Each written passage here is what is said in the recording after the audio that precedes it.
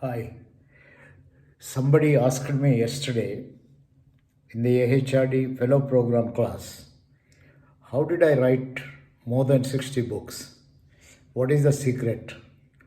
How do I write a book? Do I start with a framework or what exactly is the way so that she can be guided in writing books? This kept me thinking. Of course, this is not the first time this kind of a question was asked to me. I've always said that writing a book is like making a film. There is a story behind each book. There's a lot of effort, there's a lot of thought, and it takes time by the time you conceptualize till the time that you complete the book.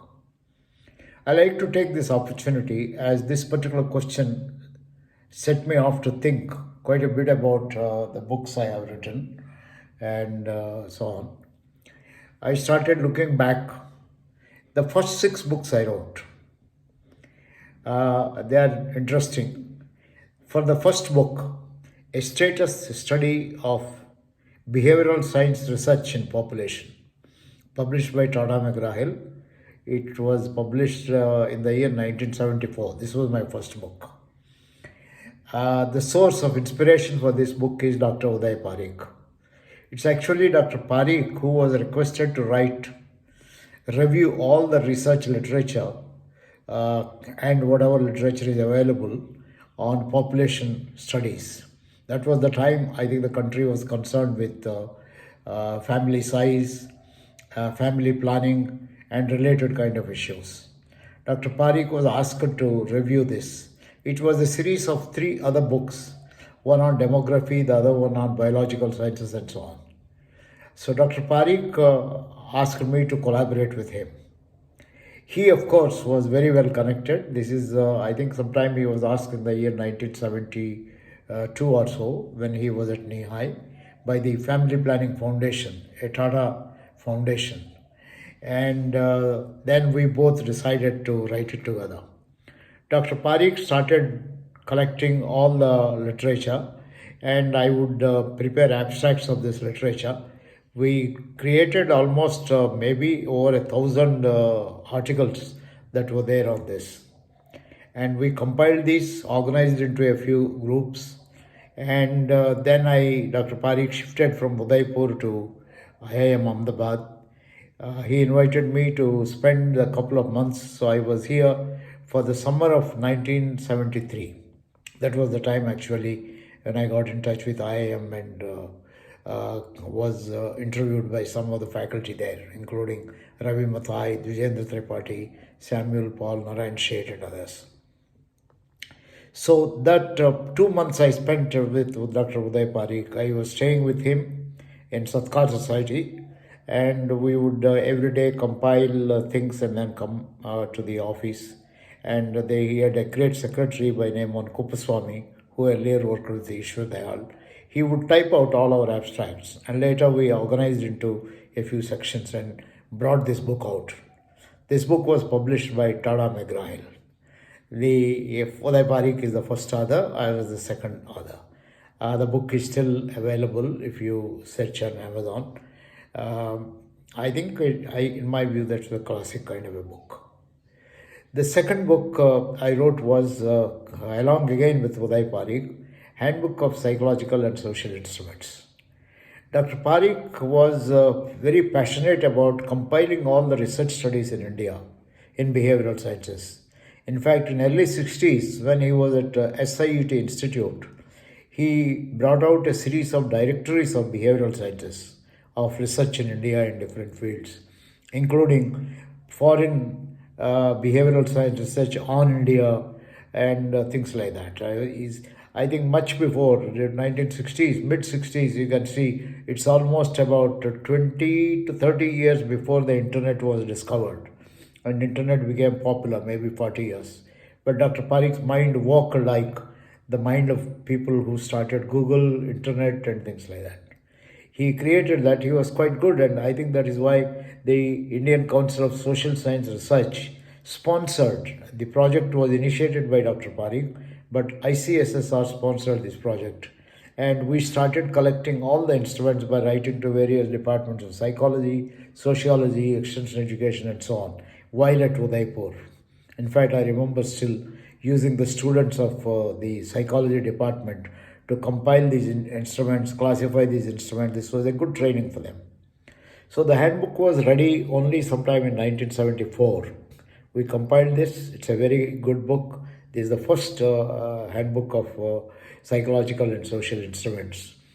And this was published by Samashti, a publications press started in MS in Baroda by Dr. M.B. Butch and a number of others. So Dr. Parikh was a good friend of Dr. Butch, and then he suggested that we were doing this work. Butch volunteered to publish this.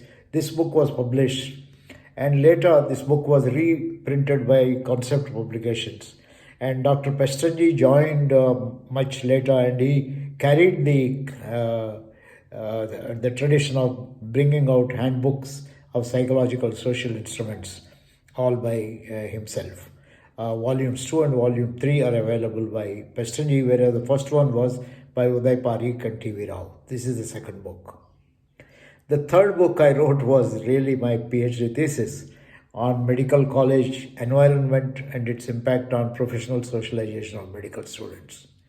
So this particular book I published as Doctors in the Making, because this book is about doctors getting prepared in medical colleges, how they perceive the environment, how they change their values. In fact, from before I wrote the book, I wrote a series of articles which were published in British Journal of Medical Education and the other places on work values of Indian medical students, professional socialization of medical students, and so on. All this resulted in a book. This was published by, again, a publisher in Baroda, thanks to Dr. M.B. Butch, who has put in touch with this. This is a private publisher. The fourth book I have written in this series was the Handbook of Developing Entrepreneurship. This is because I was teaching entrepreneurship at IIM Ahmedabad, and later I worked with David McClelland, and we were fascinated by the need for building entrepreneurs. And I also evaluated the Gujarat entrepreneurship development programs. So we felt there is a need for training trainers in entrepreneurship. That is when Dr. Parikh and I conceptualized a handbook for developing entrepreneurs. And we collected some articles from Manohar Nadkarni, Dr. Prayag Mehta, Dr. Roja, Professor H.N. Pathak on project planning, and a whole number of others. Putting all these articles together, we published this handbook for developing entrepreneurship. Again published by Samashti Publications. I still remember my supplying this after completing the manuscript, my putting Dr. Uday Parikh as the first author and myself as the second author. But Dr. Parikh felt that I deserved to be the first author, so he changed the sequence and he put me as the first author and himself as second author. But interestingly, the inside cover had me as the first author, the outside cover had Uday as the first author, and so on. This is a classic book which is still available in institutions like EDI and other places. I don't think it is in print anymore. This is the fourth book in series. The fifth was when I was doing work for Ministry of Education. 1978-79, Janata government time, they launched a big national adult education program. We were asked to evaluate it. T.P. Ramarao, Dr. Bhatt, and myself, three of us, went and then we evaluated the programs in Rajasthan, touring around Rajasthan. At the end of it, we discovered that these programs were doing something good, and this findings of our study should be made available to a whole lot of people. That is how the fifth book, Adult Education for Social Change, published by Manohar Publications in Delhi, was prepared. After this, the next book was a need both Uday and I felt, as well as Professor Pestanji. Professor Pestanji joined the institute, and then we were teaching personal and interpersonal dynamics and organizational behavior, and we were collecting articles from all other places. And there were quite a few Indian cases at that point of time. So we felt that we should bring out a textbook for use by MBA students or our postgraduate students. We wrote, three of us, and wrote the book Behavior Processes in Organizations. You will find a number of articles by me, by Uday Parikh, as well as D.M. Pestandi. It was done by the three of us. These are the first 6 books. Now, if you ask me what made you write, I think there is always a need for each one of these, except for my PhD thesis. I think there was a need. There was a need for consolidated research on population. There was a need for putting all the instruments together. There was a need for making it known to the people about the ways of developing entrepreneurship, the Indian experience. There was a need for communicating about adult education. So to write a book, I think there should always be a need. The need should be felt by a few people. They should become passionate about it. Then after you do that, you collect a lot of information. In a PhD, you do it for your PhD, but if it is a meaningful one, then it's a contribution you make. And then it comes out of it a series of papers. That is what happened with my PhD thesis. Even today, I cherish the wonderful time I had in learning about medical college environment. Later, we replicated it in many places and so on. Except for that, this was the need for a PhD, but I don't say it's a need for PhD. It's a need also of the medical profession.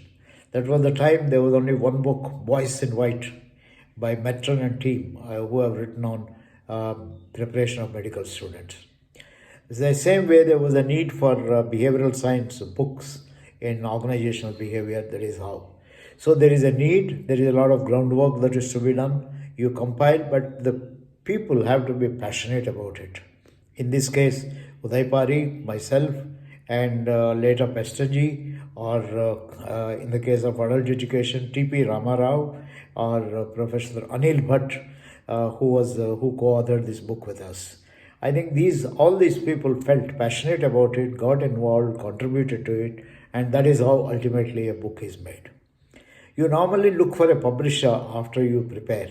In the case of the Behavioral Sciences Research in Population, the publisher was Tata McGraw-Hill, and because the foundation, Tata Foundation, which is the Family Planning Foundation, was sponsored it. In the case of other books, it was Samasti Publications, which is in Baroda, whom we knew, and it was easy to get, and it was we were interested in also promoting that. So I think that is the way we wrote. Adult Education for Social Change, we searched for a publisher and we got him. Behavioral Sciences book was by Oxford and IBH. So I hope this short talk makes it very clear the kind of effort that goes on behind writing books. It's not a one-day idea. Each one of these books, PhD took almost about 3 to 4 years. The Handbook of Psychological Social Instruments took about 2 years. Same thing, the Behavioral Science Research about 2 years. Adult Education, I think more than 2 years. I think we did the study, we put all our consolidated findings together. Behavior process, perhaps from the time of idea till the time it is published, another 2 to 3 years. So a book requires, it's a 2 to 3 year project, requires a lot of work, conceptualization, passion, putting things together. And then finally, when you see the best moment that you have in your life, is when you actually receive the first copy. You feel so proud that your whatever work is there is reflected in this particular volume. So I hope this is of some use to you. This will inspire some of you to write books. I think today many people have resorted to writing. It will be very nice to see the people who are doing their doctorate or any studies bringing out books by, I think, putting whatever experience they have together. I think books are very valuable and they are timeless. All the best from me and from TVRLS. Happy writing for all of you.